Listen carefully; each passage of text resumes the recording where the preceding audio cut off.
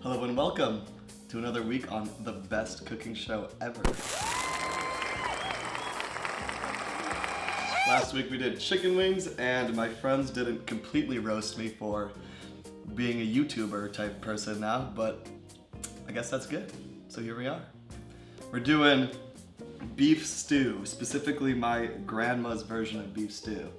It's a little bit more on the soup side than stew, I'd say. You can make it really thick if you want to by adding like a whole bunch of flour, but we're gonna skip that today. We're doing beef stew, super simple. We're gonna have some egg noodles instead of, I guess you could have potatoes or something would be in a more kind of like traditional stew recipe, but we're going grandma style, okay? So here's what we're gonna do. We got a couple pounds of bone-in beef short ribs, okay? This is the good stuff.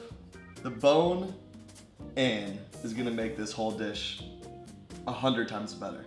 Now, yes, you can use like stew meat they sell at the store. I don't know exactly what it is. It's probably like a chuck roast or something, but this is how you're gonna get the most flavor. Now this, I had a butcher cut into smaller strips, but there's still a good amount of fat on it. So before we salt it, I'm gonna go ahead and trim some of the excess fat off of this because we really don't need it to be too fatty.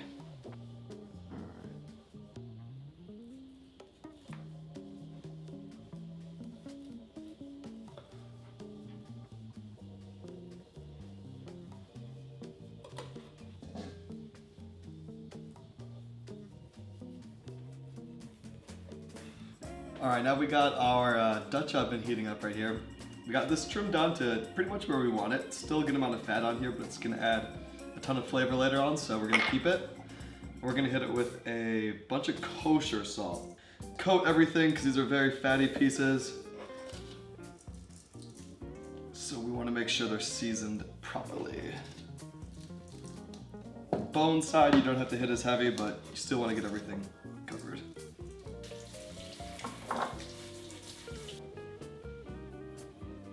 Gotta wash your hands, friends. See that? I could have taken that on to edit, but I know there's people on there who are gonna be like, he touched the meat and then he touched the other stuff. Wash my hands. All right, our Dutch oven's getting pretty hot. And no, you don't need a super fancy, sick, beautiful Dutch oven like this one. You could just use any pot, as long as it's got a heavy bottom. You can also do this in the Instant Pot. This is something that's gonna have to sit out for like 4 hours, and most people don't want to do that. So if you want to just sear this meat in an Instant Pot and then throw everything in it and turn it on for like 20 minutes, it's probably going to be pretty similar, but to be honest, I don't think anything is as good as letting this thing sit for the whole day. All right, we're going to throw in here just about a tablespoon of vegetable oil. All right, our oil is starting to shimmer a little bit, so we're going to go ahead and start browning this meat. Now, you don't want to crowd this pan, so if you have a ton of beef, do it in batches, okay? If you get too much in here, it's gonna start to steam. You don't really want that.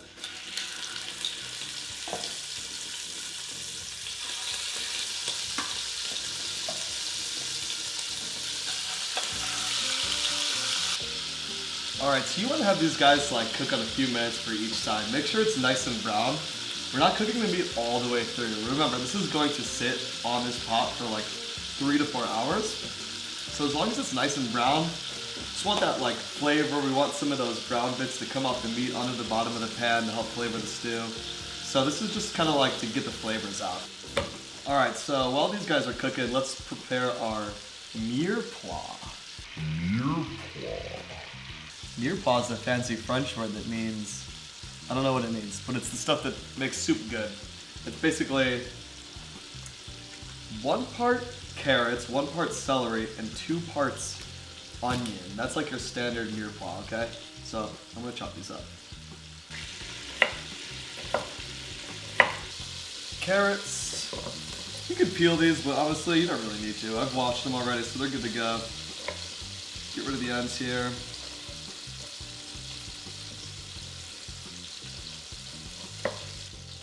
Make sure you keep an eye on these guys.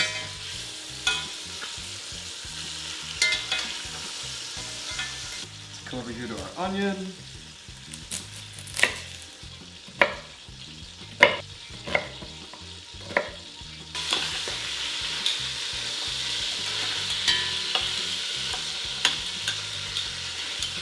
If you guys like these videos, subscribe.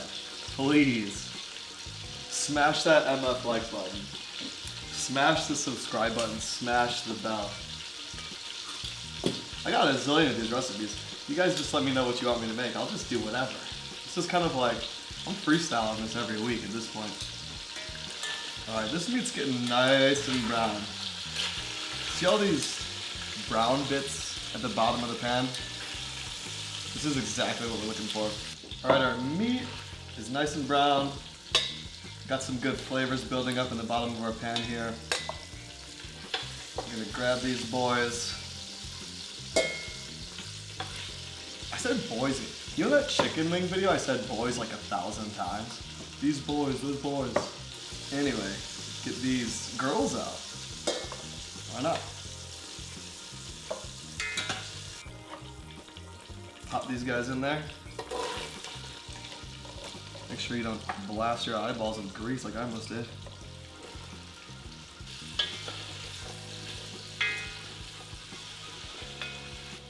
Now, some garlic.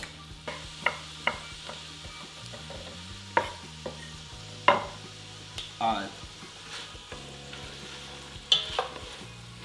These guys have been simmering for a little bit in the beef juices and a little bit of oil from earlier. Now we're gonna throw in the garlic, let it get nice and fragrant. Okay, our onions are getting translucent. The garlic is starting to get a little bit golden. It's very fragrant. It smells incredible in here. And now what we're gonna do is deglaze the bottom of this pan with a little bit of red vino, baby. If you don't want to use wine, then you're a loser. Actually, no, it's okay. If you don't want to use wine, you could do a little bit of stock instead. We're gonna add stock in later. This is just gonna add a little bit of nicer flavor to it.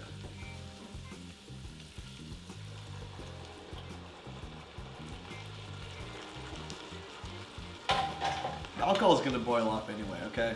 You're not getting drunk from stew. That'd be cool though, wouldn't it? We're gonna let that sit and simmer for a second. Let some of the alcohol boil off.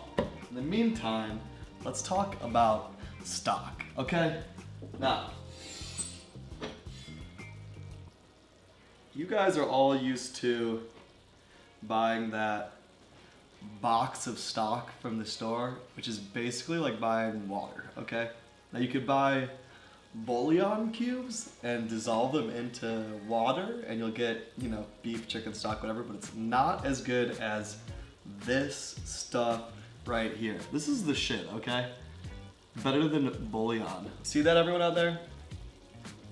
Is this a sponsored video? No. There's like 6 people watching this. This will stay in your fridge forever. And it's basically like super concentrated paste. They make a chicken version, they make a vegetable version, they make all kinds of these things. What you do is you take a teaspoon for every cup of stock that you need and you just boil it into a cup of water. And it turns into beef stock. And the good thing about this stuff is that it tastes a lot, I guess, richer. There's something about it that's much better, and you can also add in more if you feel like making it super beefy or super chickeny, whatever you want to do.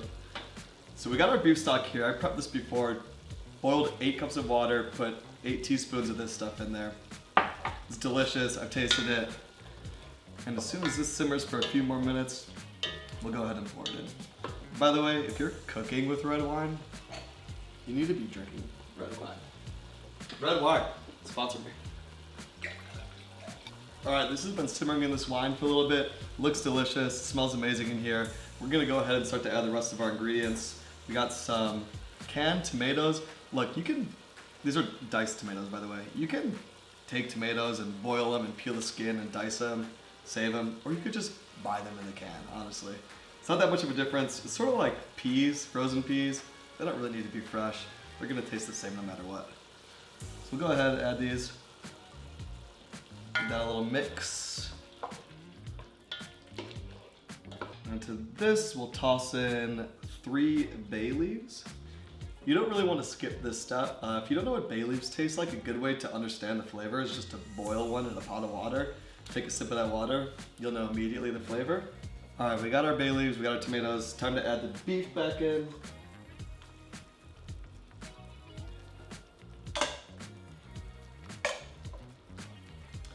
And the juices. And now the stock.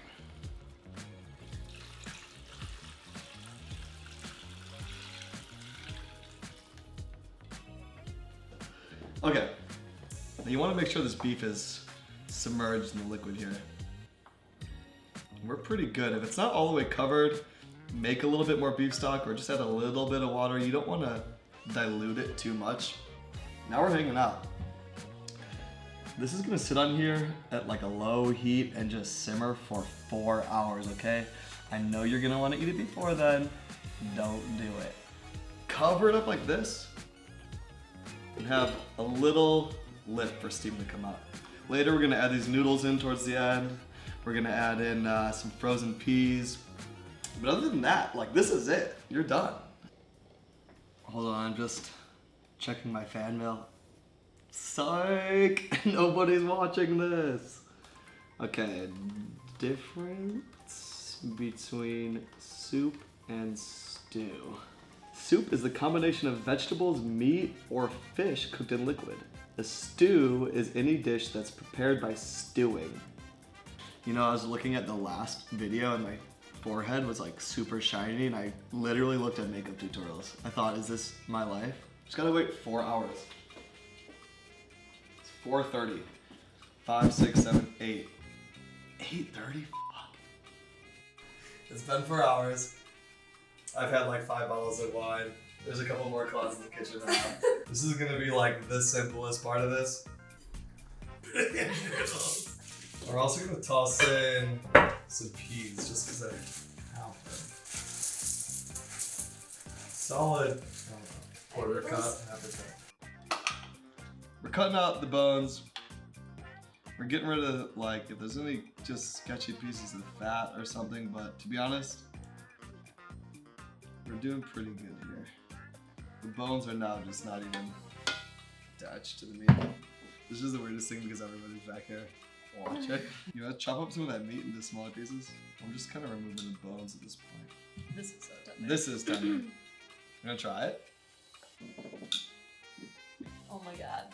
It's so Is it better? I want to try my piece too. Yeah. Oh my god, I can't wait to eat this. Alright. Now it's fun. Wait, what is this? That's the meat you wanted me to chop up. Shit, I forgot. Alright, well, all the other meat fell apart during that mixing process. Actually, here. It literally just falls apart. This is the difference between stew meat and bone-in beef ribs. It falls apart on impact. And that's my grandma's beef stew. Thanks for watching.